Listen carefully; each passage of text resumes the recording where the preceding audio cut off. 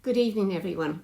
It's lovely to be back here this evening on the second show on Bridges of Light.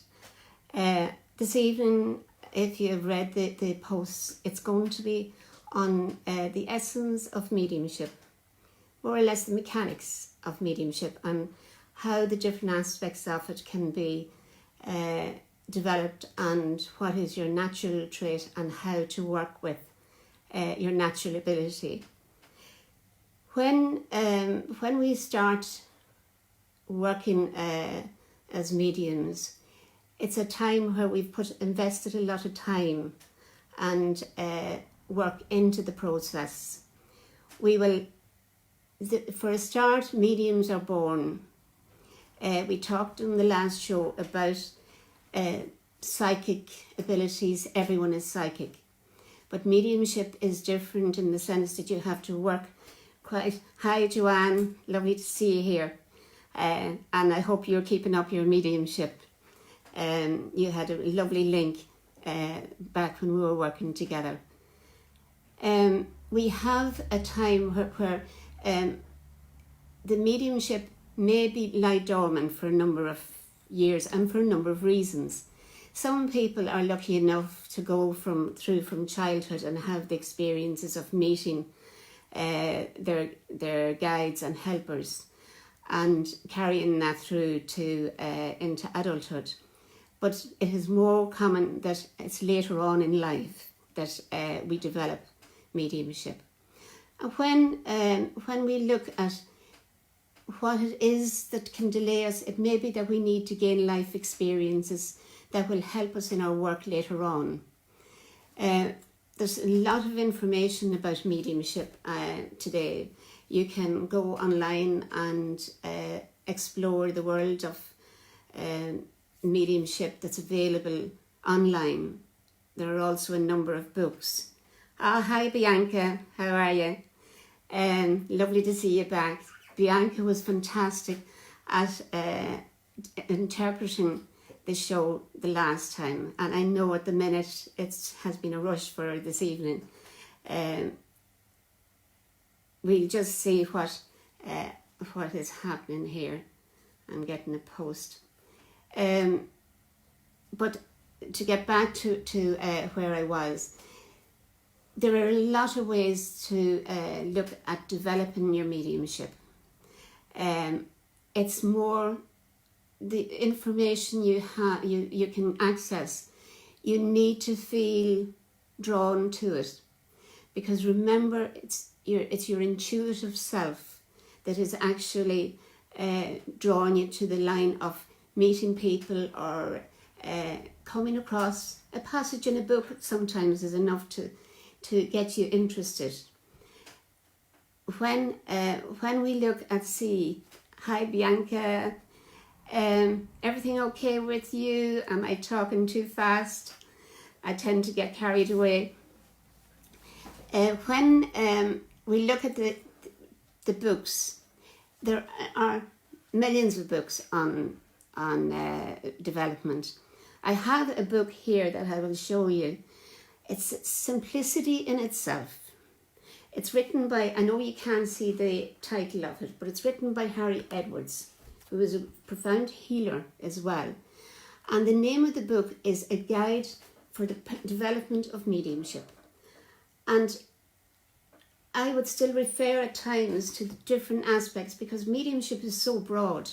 There's, you go into your own channel, and that's where you need something that you feel connected to, that you feel you actually have, that you trust what is written. Because in all fairness, there's a lot written that you can't really depend on being reliable.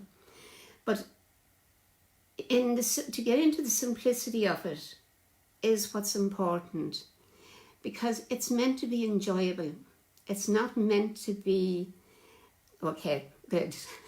I will try and slow down a bit, Bianca. It's not meant to be difficult. Your guides and helpers wouldn't have you going through trauma to get you to work for the spirit world, to be of service to them. It's just a challenge, I feel, more than anything else, that takes you, the challenge is you wanting to be right. And that comes from school, that comes from our background of trying to learn something and trying to get it right. It's not the case in mediumship. What you do is forget about your mind, forget about what it is that you feel you have to do. You just be. When I look at over the years at all the different talk there has been. Hi Shauna, how are you? When I see over the years all the work that has been put into developing mediumship by different schools and different organisations, it is fantastic to have the access to be to be in a situation where we are freely able to go and develop our mediumship. Because some years ago, it's only back in the 50s, where we had Helen Duncan, who literally was persecuted for her mediumship. Mary, hi. Lynn, hi. Lovely to see you here. You can see me, I can't see you, but I know you're here in essence as well as online. And it's lovely to have the support. When we look at mediumship as well, there's another point. These are the core points, the foundation of working in mediumship that I think is very important before we get into the nitty-gritty and the mechanics of it. One of the bases of of working in mediumship is that you need to get to know yourself. You need to get to know yourself, and mind, body and spirit. And how many of us can actually say that we have spent time getting to know our spirit self? We're so busy in day-to-day life that it tends to take over. And spirit can be telling us something, and because of our mind being caught up in the semantics of things, it doesn't allow us to actually it doesn't allow us to feel that gut feeling. That gut feeling is the spirit aspect of ourselves. And it's there telling us that something is not right.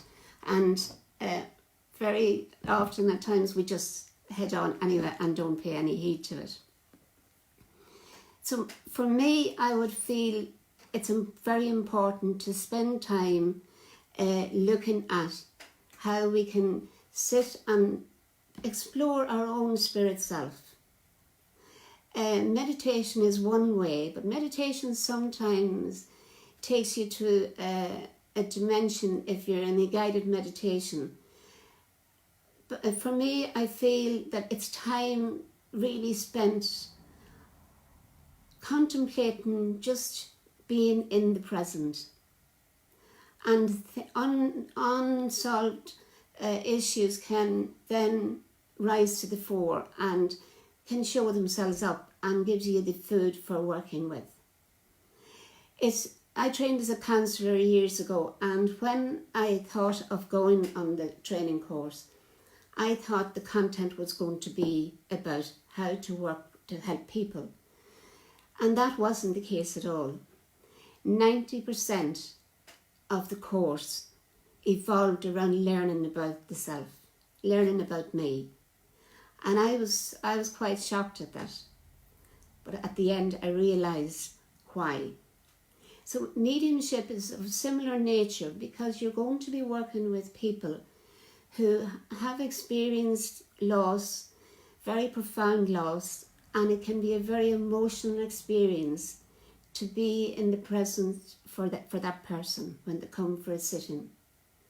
So it's something that you just need to consider if you want to go on the journey into mediumship, which I truly believe you do. Otherwise, you wouldn't want to be even sitting here listening to me. When you look at mediumship, you are unique in your mediumship. You really are. Look at yourself and see all the different aspects of your life that has brought you to where you are today.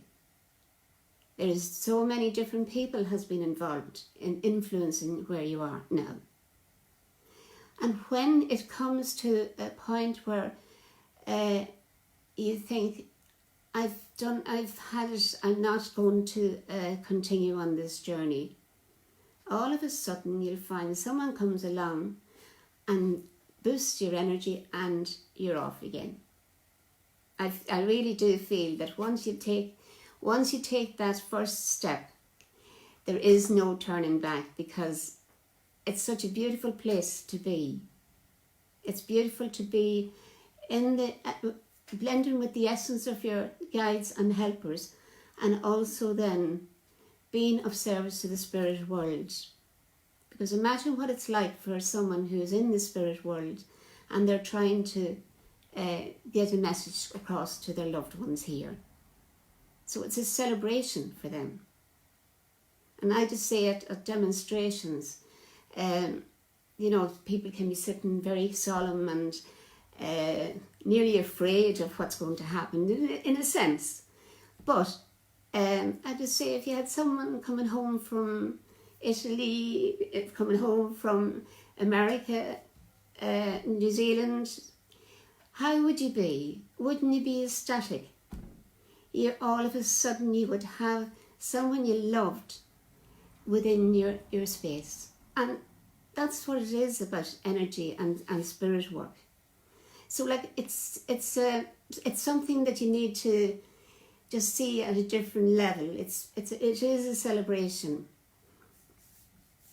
When I talk about the mediumship being unique to you, I always like to see people going to different tutors at different times, not all at the one time, but that you go to a tutor and spend time with that person, and go to another tutor later on, and to evolve your mediumship, because it stops you picking up the habits, the good and the bad. We say the bad habits of the tutor may have, because we all have bad habits. There's no one that hasn't.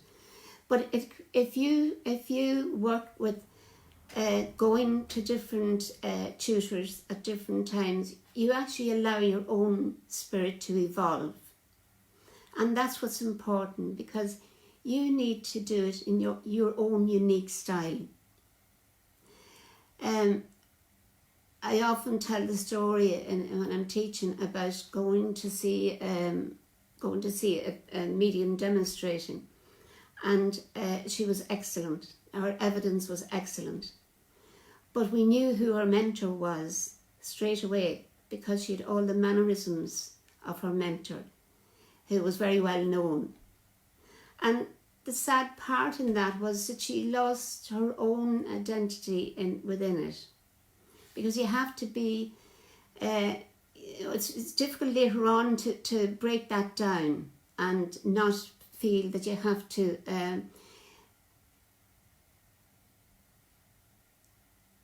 contact with,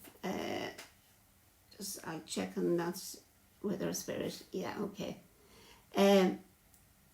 I think I might be on translation as well here, okay, because it's coming up in English. What I found was that we tend to overlook sometimes the habits that we pick up, and it brings you, if you're constantly in that space with that mentor, you're going to, it's natural, you're going to do follow their footsteps. So that way you avoid that pitfall. About development, as I mentioned earlier on, there are several different ways of developing your mediumship. The more constant it is, your development, the more deeper it will become. You will have what we would call circles, but basically they're classes, but in the overall spiritualism lingo, they're called circles. to attend a class on a regular basis, to be able to, maybe weekly, fortnightly, to be able to build on the energy and have the, first important step is to explore ourselves, yeah. It's about getting that consistent development, because if you're going into a course maybe this month and then 2 or 3 months down the line that you have another course, you tend to lose the strength, and what you're actually working on is developing your trust in your team and developing the ability to actually surrender to the information that your team is building with you. So that's one of the important parts of looking at your development path. When excuse me, I just need to take a sip. This is a thirsty job talking. The gin is in the bottom of the glass. When the class or circle, whatever you want to call it, that's the first step and the most important one, because you're gathering with like-minded people, and the energy that builds when you're with like-minded people is phenomenal. You're able to be part of that collective energy, and when you're part of that collective energy, it boosts your system. Plus, hi Leslie, all the way from Paris. It boosts your energy and lets you surrender, because the mind is the biggest block we have. That's the biggest hurdle. Mediumship is simple, but what we do is we block ourselves and say we can't do it. That's, it's a natural ability, but over time and with work and with all the different background influences that comes into play, your reading, hi Helen, how are you? Lovely to see you here. With all the different tools that we have to work with, that we have had our books and our readings, and we've been able to build up I suppose, an amount of knowledge that gives us the strength to work. And it is quite daunting at times when you think you're going to sit in front of someone and connect with their loved ones, and we always have to say it is an experiment, because there is never a guarantee. It's mediumship is about being present and being of service to the spirit world, and wherever the spirit world wherever they want to be, that's what's important. We look. Is there any questions at this stage before we go into the actual mechanics of the mediumship? Okay. We'll look at, and then anytime just throw up a question on screen, and I'll answer if I can, and if I can't, I'll say it. Because there's no point in leading anyone down the garden path. Looking at the mechanics of mediumship, there are 6 different approaches to use. 6 different approaches that you use in working.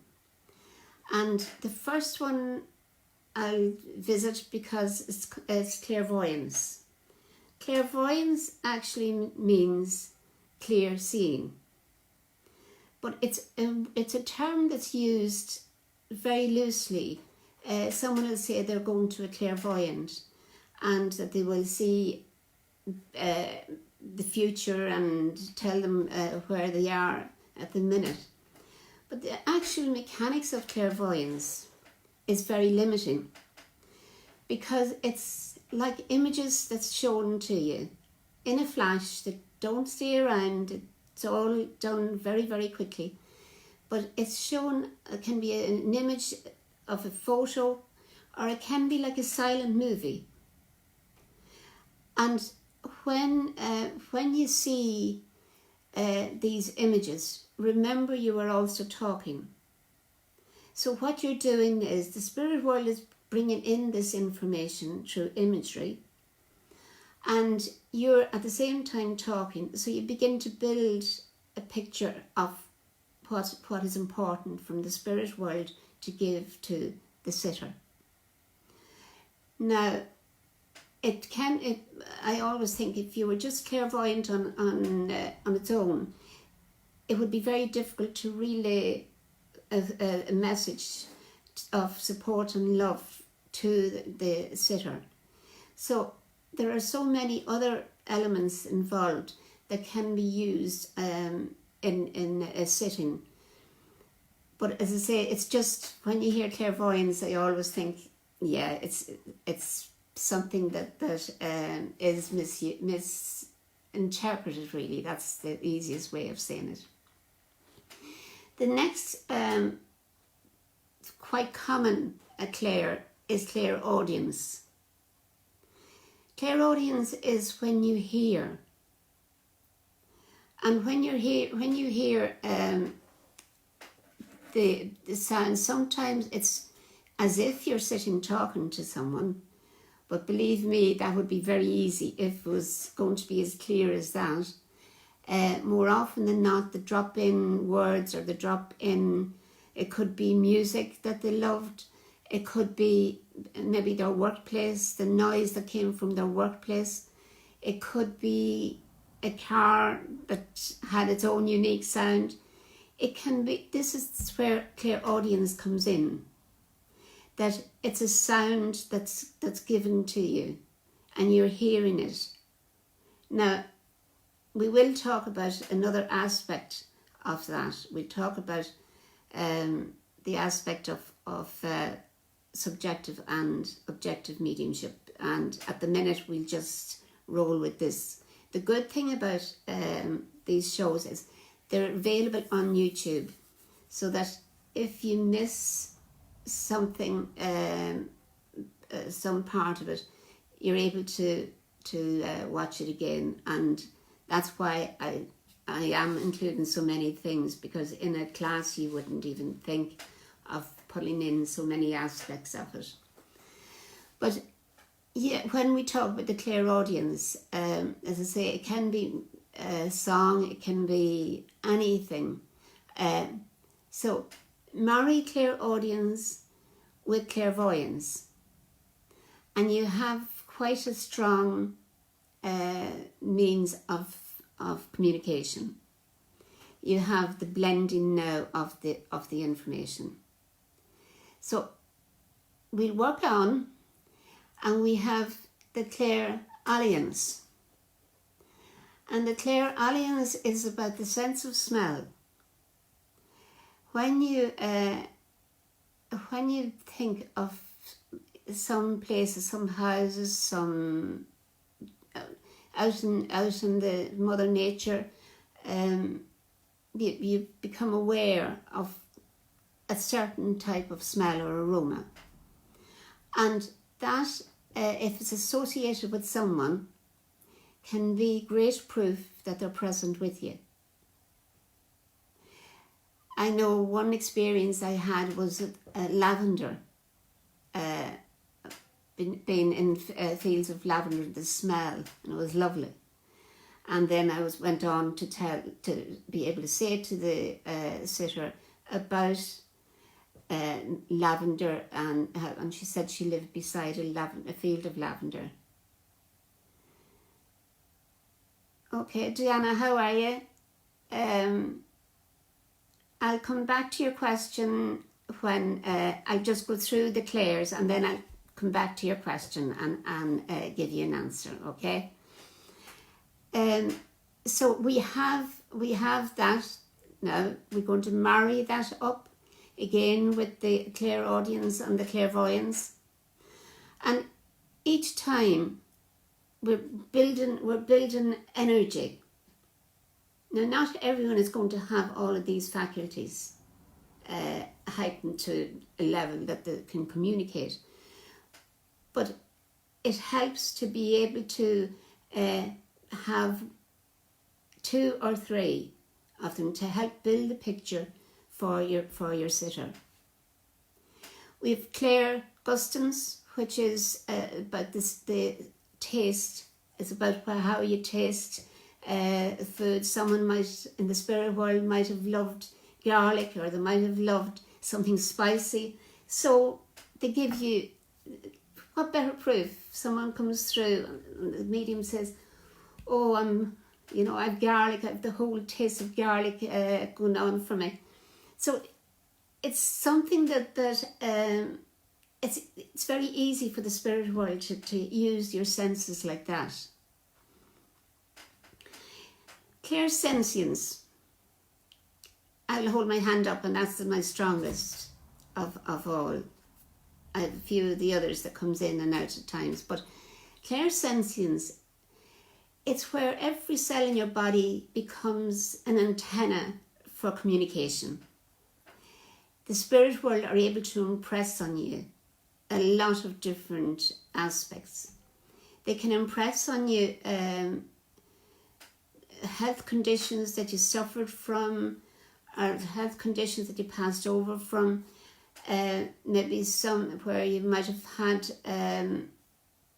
something that would make you stand out and as being different. Like, it could be maybe a mole, it could be maybe something that the person might have been bent over, bad at walking, all of those type of things. So the medium becomes that sensor, and you become aware of it, and you deliver it to your communicator. But the important thing is not to let your mind, hi Sarah, how are you? Lovely to see you again. The important thing is not to begin to think that you're going to be left with that feeling, because you're not. If the only problem with that is your imagination, because the spirit world will impress on you and you deliver and it's gone.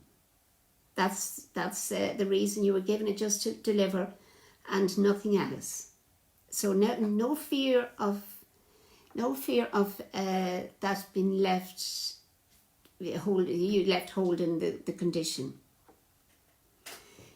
The last of the clairs that I know of, I know there's probably a lot more, but the clairs that I know of would be claircognizance or clair-knowing.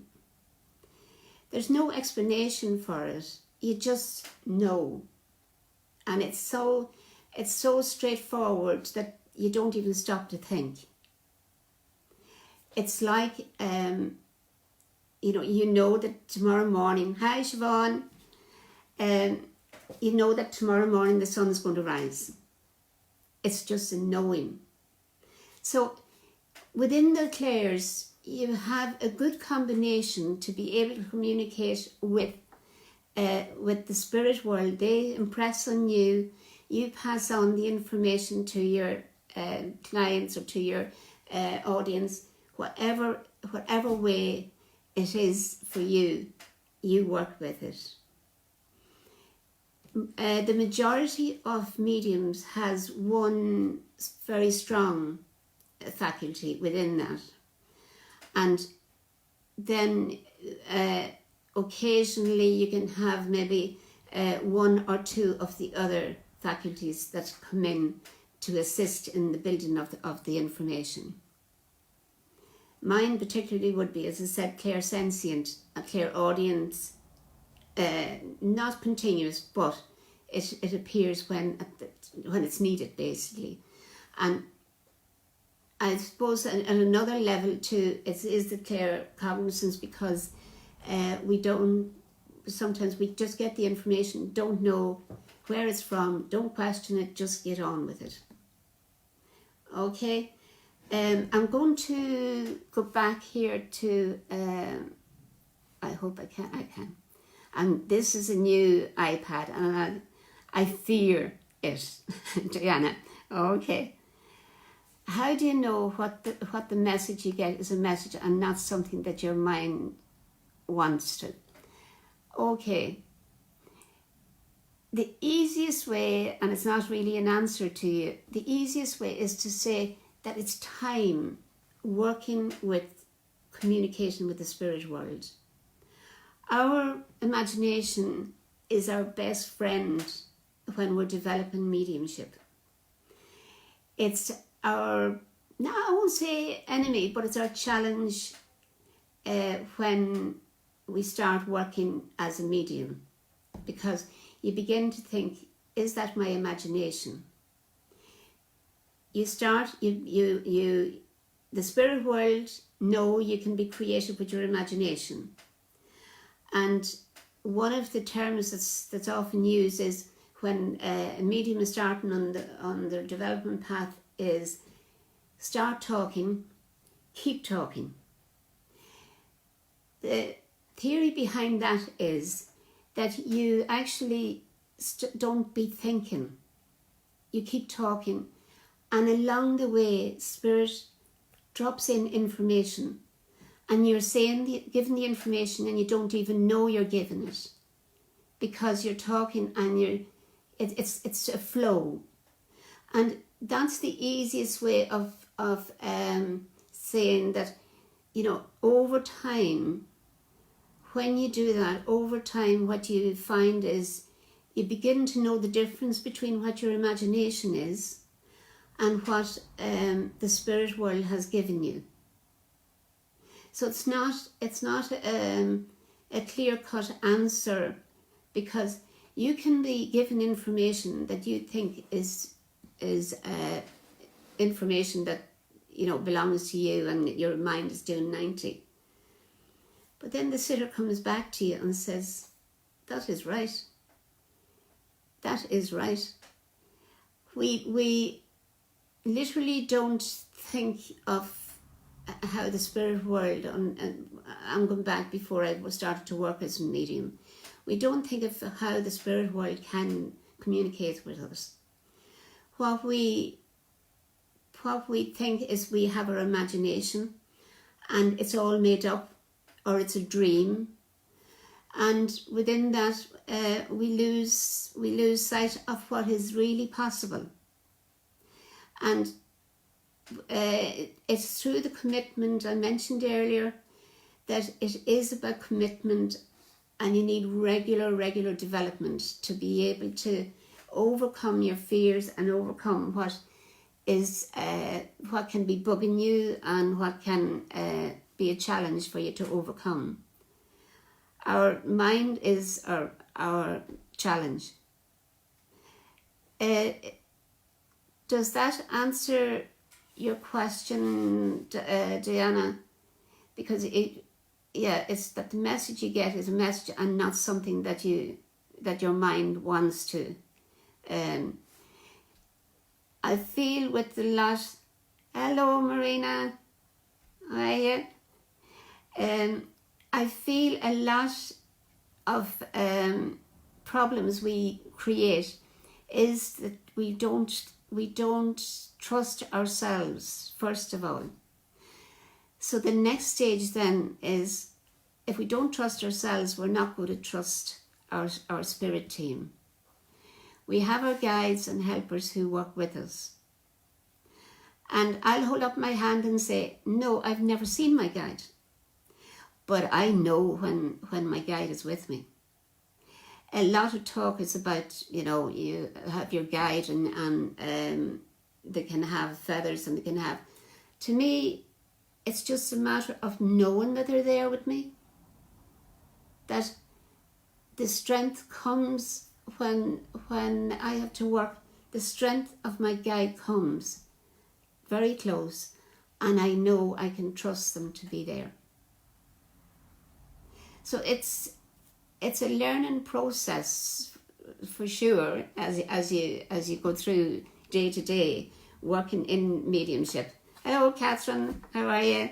Lovely to see you here. It's a trust factor that brings you to to work in mediumship and not worrying about what other people think, because again I think that's part of what we worry about. You stand up in front of an audience and you fear them thinking, you know, you're no good. Hi Antonelli. Okay, Diana, lovely, thank you. You fear their rebuke, and if you just can plant a thought in your mind that you're working for the power, for the greater power, and you're being of service to those in the spirit world who want to get messages across to us. And it's a very simple rule, but difficult to implement. You know, you again go into everything that every fear you have. So look at it from the perspective of the spirit world is here. They've chosen you to work with them, and as you work with them, you begin to feel very much at ease. You begin to feel as if you're being literally cradled by them, and that is one lovely, lovely feeling and a privilege. One of the ways in the beginning, which is simple, and I talked to you earlier about your own unique ability to work in your way. Symbols, the spirit world find it's very easy to drop in symbols to us because they know right well that we can pick up a symbol very easily. So an exercise I'm going to ask you to do, did you think you were going to be sitting here just listening to me and letting me work? No. I'm going to ask you to just for a second to take time out before I introduce the question I'm going to ask you. Just take a moment to think of what it is to be present.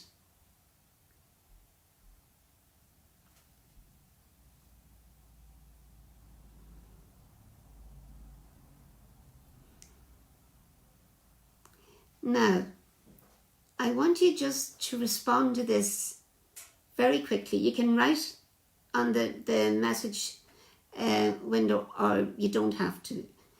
But I'm going to give you a word, and what does it conjure up in your mind, that word? So the first word I'm going to give you is bridge. B-R-I-D-G-E. So the first thing that comes to your mind when we say bridge.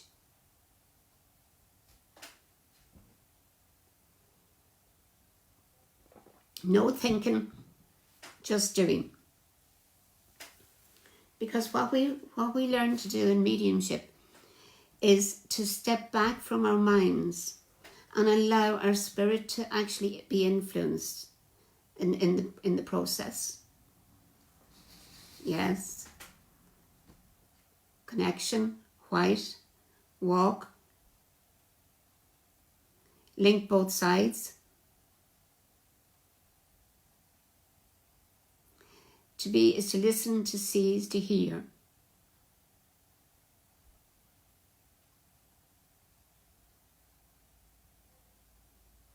Okay, joining together. Do you see how each response to that is different? Now what I'm going to say to you now is the second one. The second word, there's 3 words in total. The second word is ring. A wedding ring or engagement ring, it doesn't matter.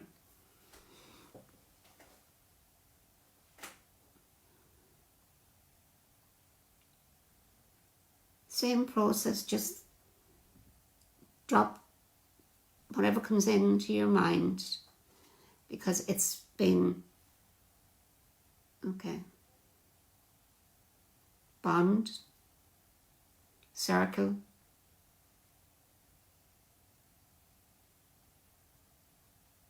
no boundaries. bond again.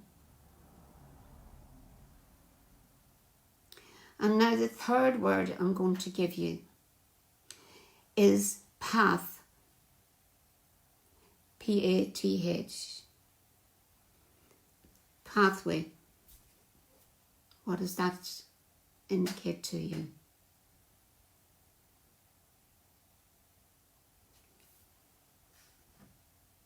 Yeah. Union. That's from the last one. It's probably a bit slow coming up. Journey.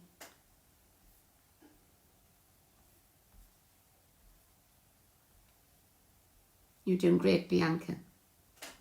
I really appreciate what you're doing. Movement, walk through,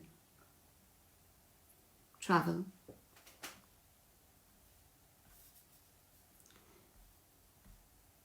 Travel on via,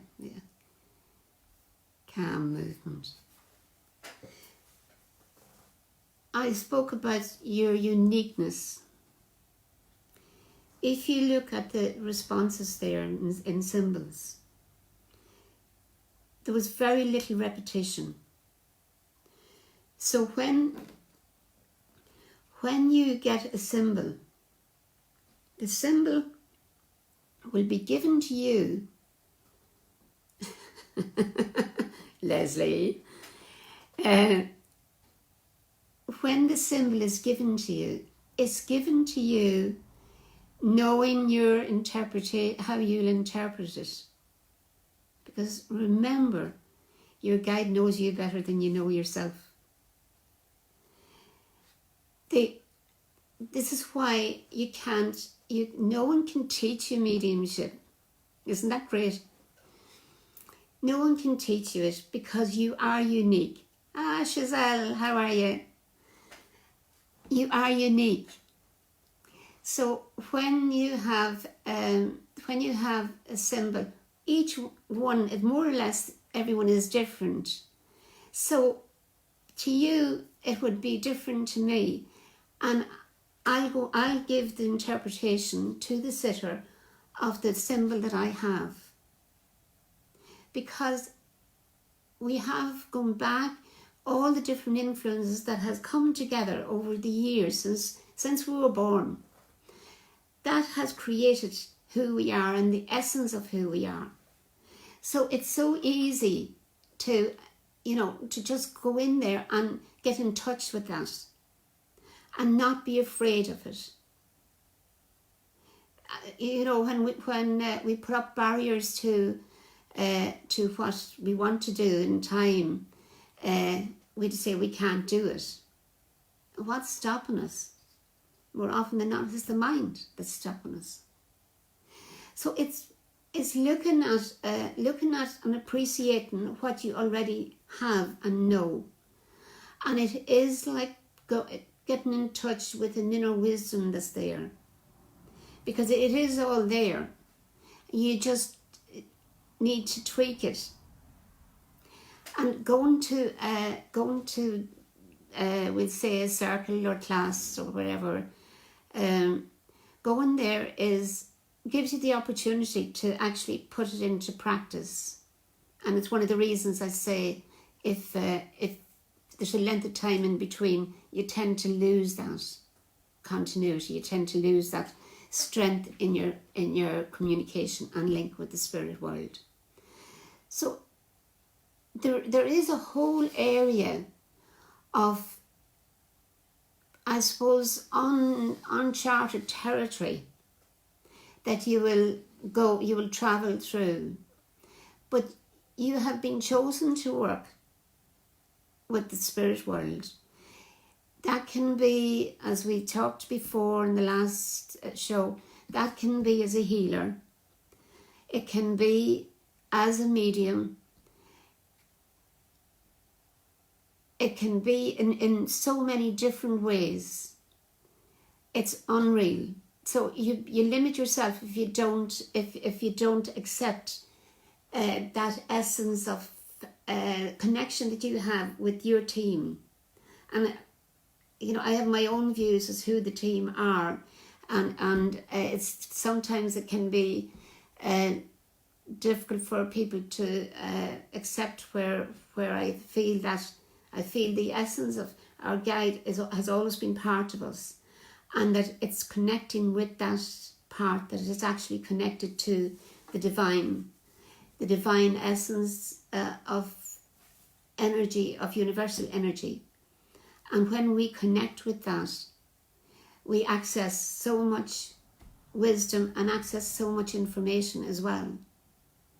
You know, if you take a virtuoso who is just natural at, they're playing the violin. I know I've seen a 3-year-old boy playing the Flight of the Bumblebee.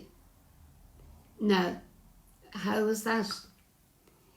You know, somewhere along the line he jumped in at the deep end and had it all accomplished at that stage. Giselle, I'm delighted everything's going well. Yeah.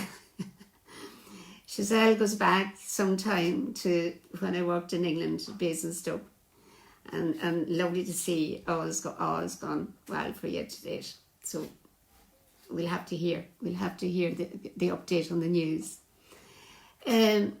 Yeah, so when you look and see another important thing in your development, in your path of development, listen to the terms you use. You often say, I feel that things are going to be okay, or I know things are going to be okay. Not I think, because once we say I think, and that's a word that's barred in mediumship, because when you say I think, it automatically engages your mind process.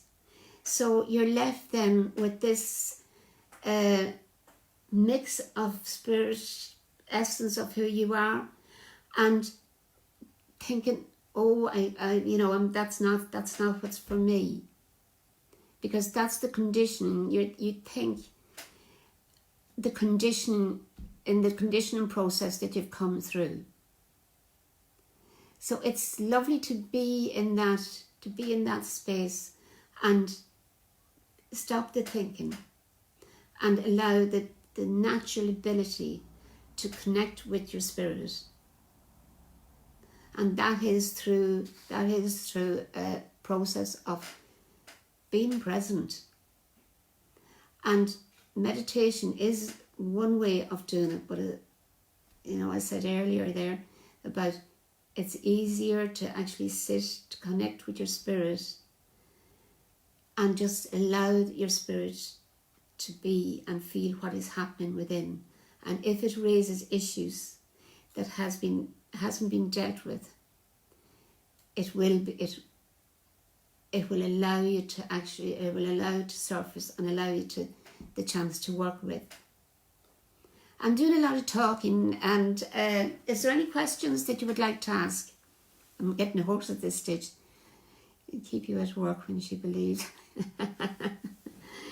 Yeah, we have a history, Giselle, don't we?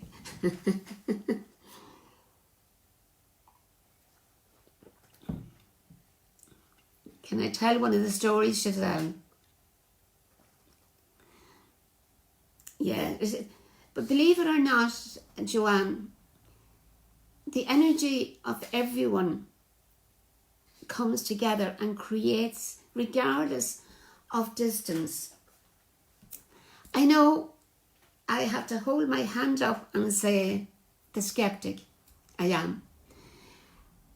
When I was approached some years ago about working online, and I thought to myself, now, it's okay to sit in front of someone and or stand on a platform and link with a loved one, but online, across Europe, across the world, and they wrapped me on the knuckles. They really did. And here I am today doing this work. So they set out to prove that I was wrong, and they've done it. They have done it in style. It's yeah, Giselle. One of the things is that you actually, we come together, and we form the chain of energy, and that it doesn't matter whether we're sitting beside each other or whether we're halfway around the world. The power of intention is so great that it just links us all together. So any group of people that come together, we automatically form that bond, and the spirit world finds it really lovely. Even at the moment, like there's elation, there's the whole element of presence of light energy, and that's something that just always be aware of. And that's why it's lovely to get together with like-minded people, because you thrive on being present with them. It's difficult when, hi Nicola, it's difficult to be in the presence of negativity and where you feel drained afterwards. It's far nicer to be to get together, and it's something even a simple thing like listen to music of a loved one that brings you. It can be here. They don't have to be in the spirit world, but it can uplift your energy. And we have all of this within our grasp, within our power to be just part of the universal love and universal energy.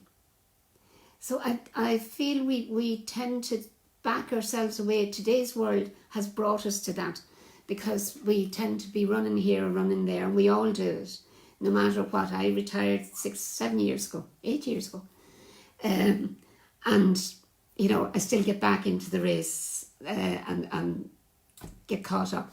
But it's part of life. But the important thing is to kind of take time, take that energy of love that's there for us from the spirit world.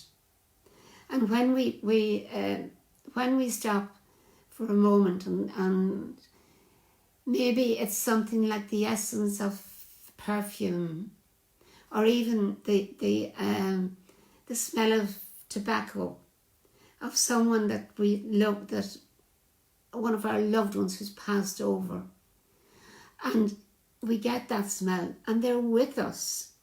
They are with us, and that's why, and that automatically we become aware of their presence, and we're taken back into the memories and the love that was there.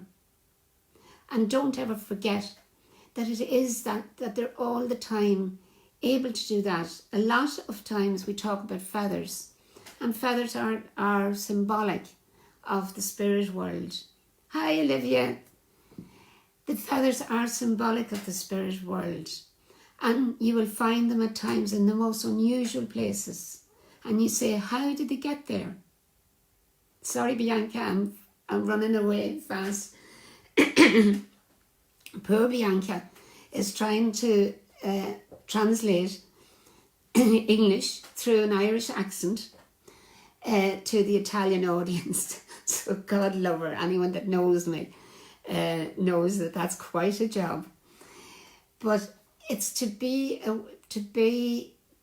present, and sometimes that feather, when we see it, we become aware of the presence that we have in our memories, and then we can feel the person, we can feel the essence of the energy. So it's very, very beautiful. And there is nothing, one of the things people often come up with is, would you not be afraid of things? No, that we're looked after by the spirit world. We are spirit first and foremost. We are the essence of our being is spirit, and we're connected with the universal spirit.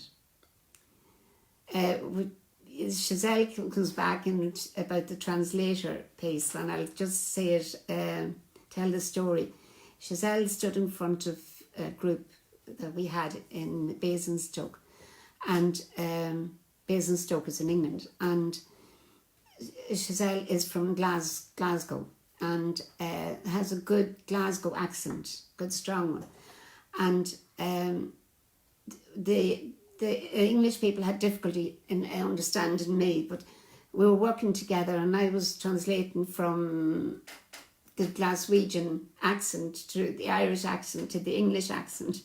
So it was quite a mix, so we can understand where poor Bianca is at this stage.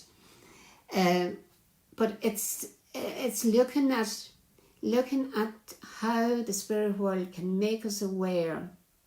And they can do things like we can play with electricity very easily, because if you think of electricity, it's energy.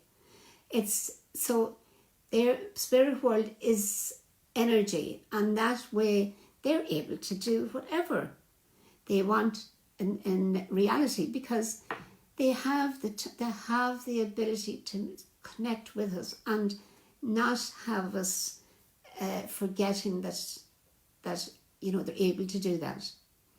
I remember when my dad passed over, my mother actually, she could almost touch him, she said, his hand on top of her hand, and he was past about 2 to 3 weeks. And I think there's nothing more beautiful than being aware of that presence, especially when you're grieving, especially when you're at a stage where you can be in their presence. And I know we all grieve for the physical aspect, but to be in their presence, even for a moment, is a treasure. Okay, is there any questions before we finish up? Because we're at the point, there's an 8 o'clock show coming in now. Is there any questions before we wind up? Because I could keep talking, but that's me, anyone that knows me. Right, Bianca. Okay, I understand then. Is that I was saying to someone about your translation. I was talking to someone during the week about your translation, and I said, I never thought, I never thought of poor Bianca having to translate through the Irish accent. We've just have about 3 minutes. So is there anyone with a question?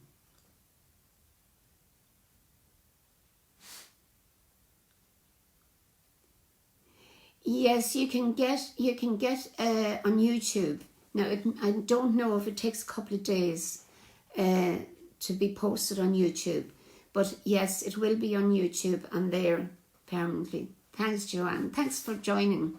It was as I say, you're part of the energy, and it is lovely, and it's lovely to link in with, I won't say old energy from your young energy, not younger than me, but energy from the past.